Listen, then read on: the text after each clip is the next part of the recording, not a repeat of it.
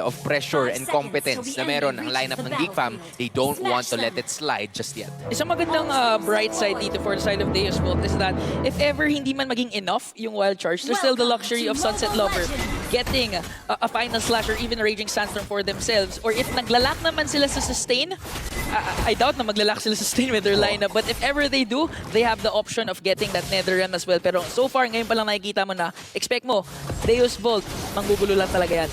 2v2 here in the mid lane. Talagang, hindi pa, tama. Nairoam nga pala tong Arlot, no? Medyo napatingin pa may Arlot dito sa mid. Yun nga pala ay kinuha ni Baloy bilang roam. And overall, I would say na nag-expect akong tahimik to hanggat mag-level 3 ang lahat. Yup, actually kahit nga pwede hanggang level 4 kung maaari, but they're gonna be contesting this one as well, and I assume that there's gonna be no casualty whatsoever unless napapalaban itong dalawang teams na to. Oy, Magister low HP pero makakatakas naman with the dash. Sawo might be in trouble though. First blood pending na ito para sa Geek Fam pero may regen and the power of wilderness pero hindi sapat. First blood mapupunta sa kamay ng Geek Fam. Narinig ata nila Umi, sabi mo tahimik, nag-ingay tuloy sila bigla. Geek Kaya nga Fam. Isipin mo, that was a grok ng aga nila na burst down. Oh, it took a lot of time, but this ensures na Geek Fam, this ensures na matatakot to si Sawo na basta-basta na lang manggugulo sa jungle because there's the potential of getting him bursted down right away. Yeah, that was a great idea coming in from Geek Fam kasi alam nila that with the talents that they've had, specifically yung Seasoned Hunter na hawak nitong si Nile, mabilis lang siya makapag-transition from one minion creep to another. So, after nilang makuha yung Little Wanderer, sinunod na kagad nila yung mga heroes na nakapalibot sa kanila with Deus Vult. And just because of that, second skill and then latag na naman, alis ng bigla. And it was up to Aboy and Baloyski to just finish the job for them. First assist for Baloyski, and because of the extra base fight na kanyang hawak, ay mas magiging, aggressive siya and hindi niya kailangan na maging play safe. Deus Vult nag-aabang sana na pwede nila i-take down bago mag-turtle take.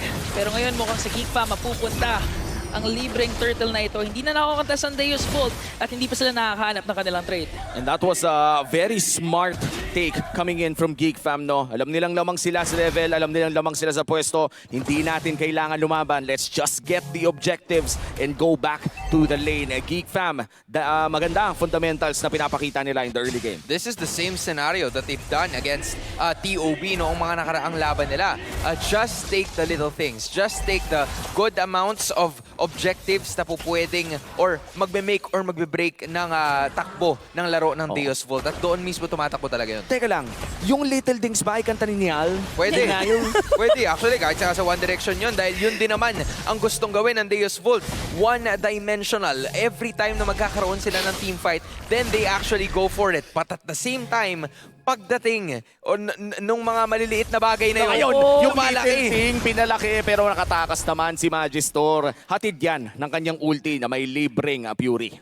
Pag tuloy-tuloy nagawa ng Geek Fam yung mga little things na kailangan nila ma-accomplish, mamaya, tama ka Umi, lalaki at lalaki na talaga yung potential na maging pwedeng problema ng Deus Vult. Pero right now, they're still focusing on the gold flame. Alagang-alaga talaga dito si Marky. Si Carvey, mukhang kinailangan ng lumayo ng konti. It is a 4v2 here dito sa may bandang ibaba. Pero mukhang hahayaan na lamang ng Geek Fam yan dahil 30 segundos pa naman bago lumabas ang ating pangalawang pagong. Baloyski, we all know Baloyski is very aggressive. Pero alam nila na hindi pa pwede ma-activate si Marky anytime soon. Medyo maingat din kasi maglaro ang Deus Vult. So right now, controlled and calculated yung aggression na pinapakita ng Geek Fam. Yeah, Steel Leg Plates already built up here by the Arlot, led by Baloyski, and at the same time naka-Molten Essence din itong si Nile. So medyo confident siya to go for extra engages. Siya lang mismo magiging simula nung laban na yon. And knowing kasi na wala pa sila gaanong damage output, they tend to play it safe. Kaya nga ang laking bagay na nakakuha sila ng first blood dito sa matchup na to. Kasi you would expect na manggagaling sa Deus Vult yun. Deus Vult, inuunahan na nga dito, pero may final slash! Turtle ay masisecure pa rin naman dito ni Magister pero napakagandang ultimate galing dito kay Aboy at mukhang makakatakas naman ang kupunan ng Deus Vult. Pero biglang pumasok si Lucas si Sunset Lover, babagsak na nga rin. Kid Bomba, susunod na ata. Papasabugin naman ng Geek Fam. Pero hindi nila itutuloy pa dahil magre-regen naman dito ang batang pasabog. Buhay na buhay pa rin naman dito si Kid Bomba, pero eto na nga, hindi talaga tinitigilan ng Geek Fam ang bottom lane. And Marky, nagkaroon na ng gold lane swap doon sa taas. Deus Volt, nakakuha na sila ng trade na gusto nila. They got the turtle. So kahit papano, meron na silang objective na nakuha. Yeah, Purifies were both used during that matchup, but the problem was, yes, na-purify nila yung skill na nanggaling kay Nile, but they were unable to stop the main thing, which was the Raging Sandstorm na nanggagaling dito kay Luke. So as soon as sumali na siya doon sa team fight, not to mention yung swap na ginawa ng Geek Fam from like one place to another, then it was a signal for them para makabawi. But take a look at this, right? Carvey, 3.8k na. Oh no, Luke papasok din. That's going to be a kill for Geek Fam. At early out na ulit. Kumbaga, eat and run sa mga party. Ayaw mong invite ng mga ganyan. Ito, Umi, matatanong kita ngayon kasi alam naman natin na si Nolan, madali yan mag-burst down Pero it takes a lot of skill to do it. Madali siya gamitin pero mahirap ang paganahin. So ano ulit yung nasabi mo sa akin kung bakit nagiging effective ang isang Nolan at hindi niya magawa yun ngayon?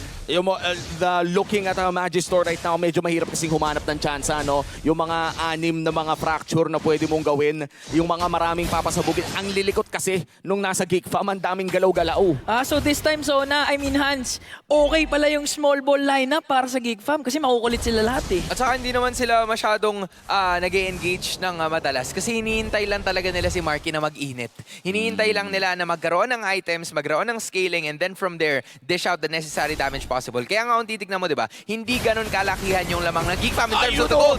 Ginulat ang mundo, tinalo pa si Kai Soto. Pupunta si Sunset Lover doon sa may likod, pero susundan ni Luke. Dinagana naman ang buhangin, ang bigat nun, bossing. Geek Fam already ahead by 4 kills. Yung nanggulat ay nagulat pa nga doon. Ang bilis talaga ng response ng Geek Fam at parang hindi pa lahat sila tapos. Pero si Magister hindi na naman magawa yung 6 fractures na pwede niya sana gawin to bring down Luke. Grabe si Luke dito, men.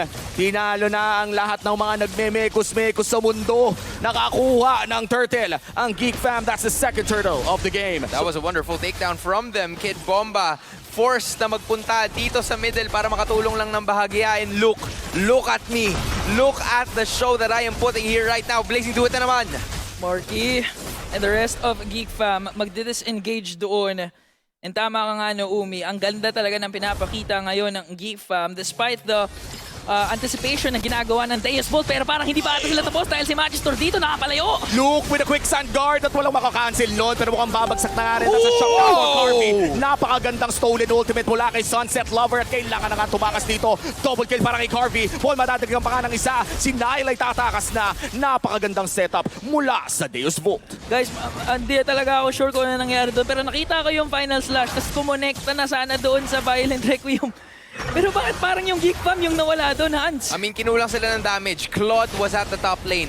And unfortunately, for the side of Geek Fam, Carvey was joining the party all the same. Kaya naman, yung damage output ng Deus Volt ay lumamang kontra sa Geek Fam just because they didn't have enough people during the team fight. At nakita natin yan onto that mid lane alone. I was just about to say, yes, nakuha ng Geek Fam yung turtle na nakita natin kanina. But the problem is, dalawang lanes, both top and bottom, yung na-shove dito ng side ng Deus Volt. Kaya naman kahit isang turtle lang, yung kanilang nakuha with the major objectives onto their hands, plus the kills that were potentially shutdown gold para sa kanila, lumobo ang lamang ng Deus Volt to 1.6k. Ang bilis ng swap kagad ng gold lead, napunta na nga doon sa side ng Deus Volt. And tama ka nga, with Carvey's presence, nakakabawi talaga ngayon ang Deus Volt. So talagang masasabi natin na weekend party with Carvey. Oh, wicked party with Carvey. Napakaganda naman, 2-0 in 1 na nga rin. Tapos yung party, mag-isa lang siya doon sa taas, nakakuha pa ng Torre. Deus Volt, now 2K ahead from Geek Fam. Grabe, hindi natin in-expect to. Well, fortunately for the side of Geek Fam, nakakuha din naman sila ng Torre sa may bantay pa. Pero teka lang, Neil looking for that play, pero mukhang hindi nila itutuloy. Luke ngayon ay nandyan na rin. Pas invisible si Aboy, nakakonsil ba? Muntika na yun doon yung Geek Fam. And now, 3 seconds in. 3 seconds. Diyan na pala yung Lord.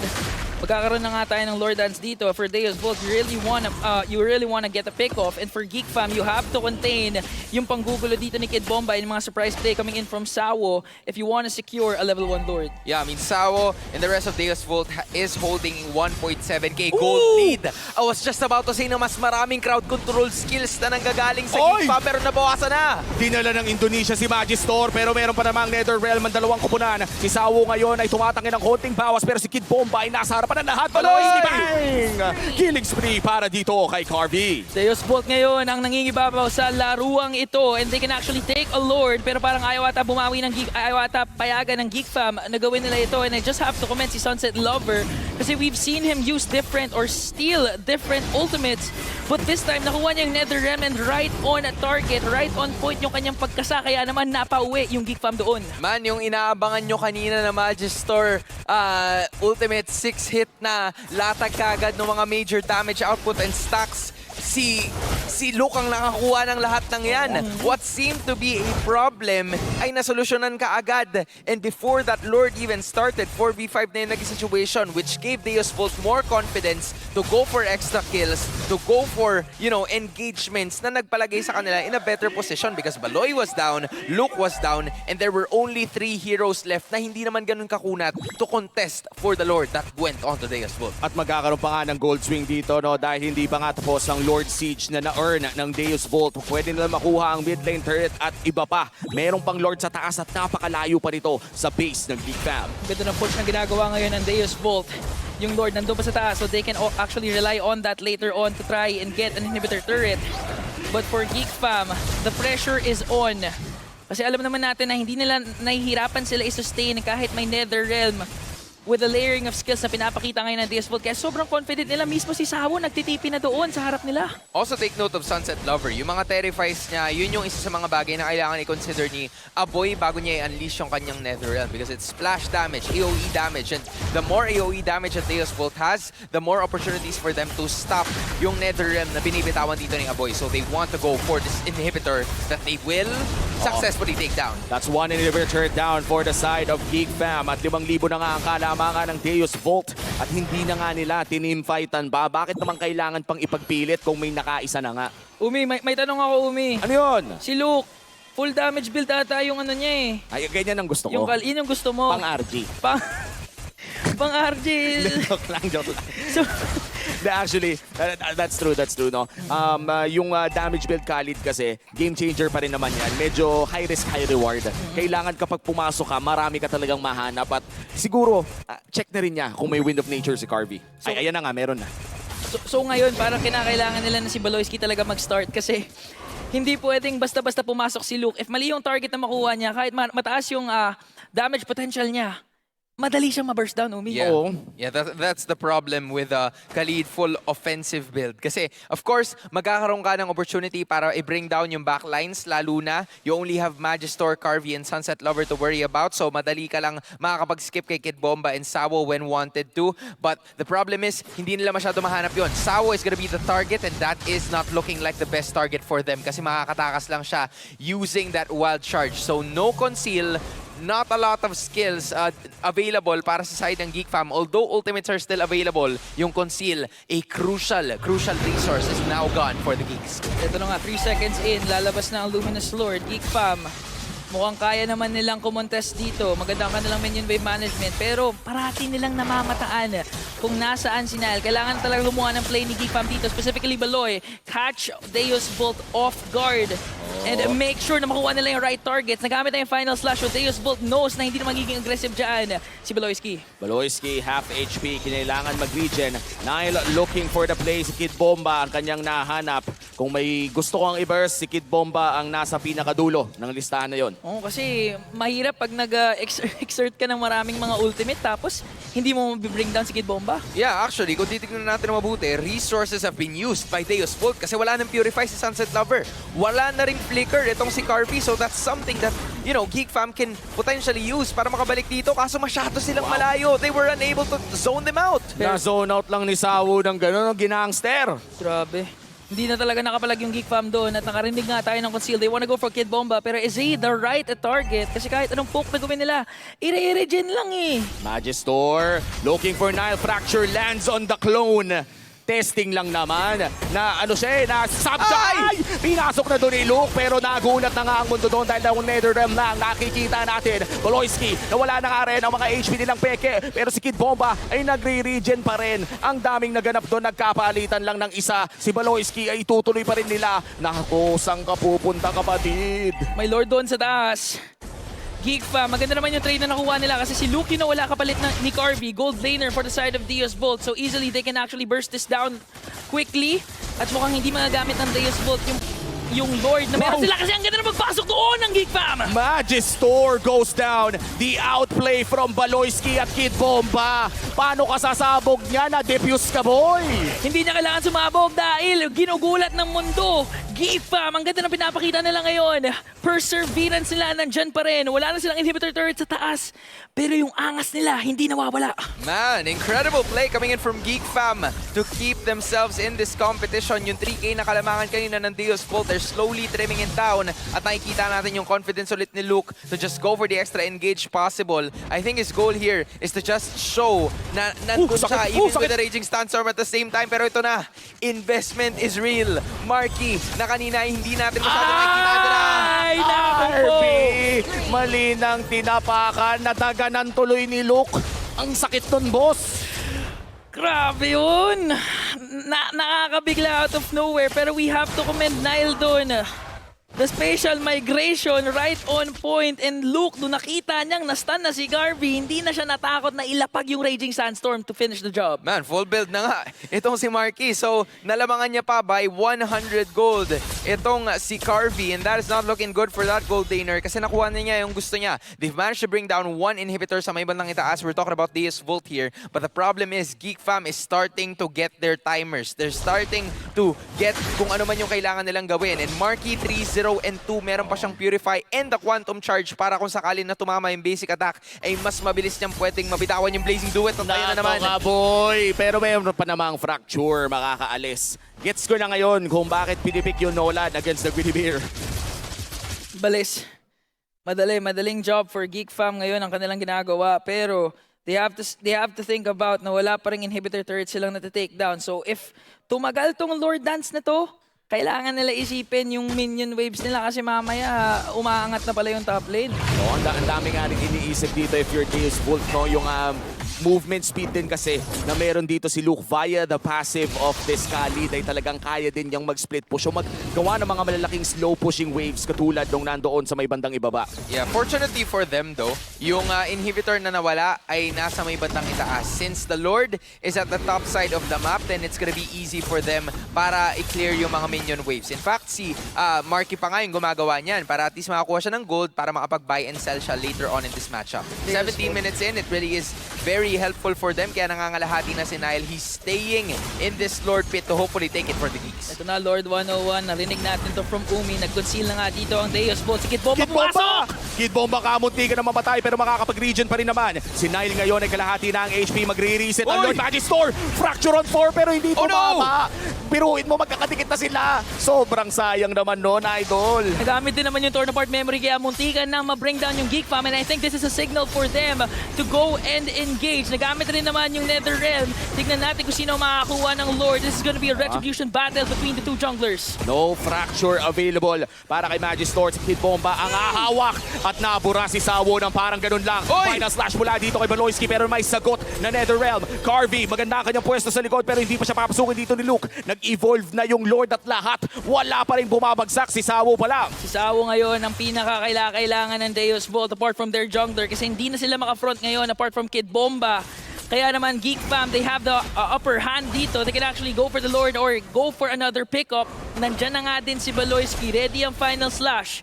Kayang-kaya nila to go for a surprise play at magre-recall pa nga dito si Magistor. Ang sakit kasi ng damage doon ni Aboy, no? Hindi na niya chinek push eh. Binatuhan na lang niya ng skill. Alam niyo may nagtatago doon kaya naman hino-hold na ngayon ng Geek Fam ang Lord. And Baloyski, half HP. Luke, makakapag-regen pa rin naman. Kid Bomba, kailangan makahanap ng vision. Ibibigay na ata ng Deus Volt ang Lord sa Geek Fam. What a turn of events na nanggagaling dito sa Geek Fam to even balloon their lead to 2.7 or 2.9k kung tutuusin kasi na-control nila yung waves. They were very patient and taking the Lord for themselves. Inalagaan nila as long as they can reset hanggat maaari. And they do those resets dahil alam nila na wala ng ultimates yung kanilang kalaban. Even Magistor needed to back away. Wala siyang purple objective. So it was the sign para sa Geek Fam na kunin yung Lord para sa kanila. At this point, parang wala na nga pakisinahil sa fracture ni Magistor eh. Hindi na siya takot mag-check push kahit nandoon etong Nolan na to.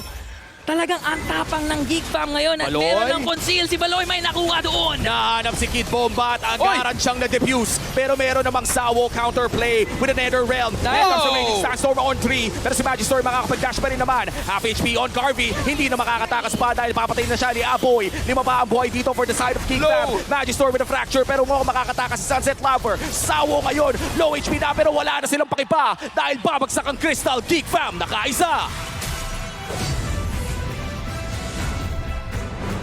Geek Fam, a phenomenal start to this series.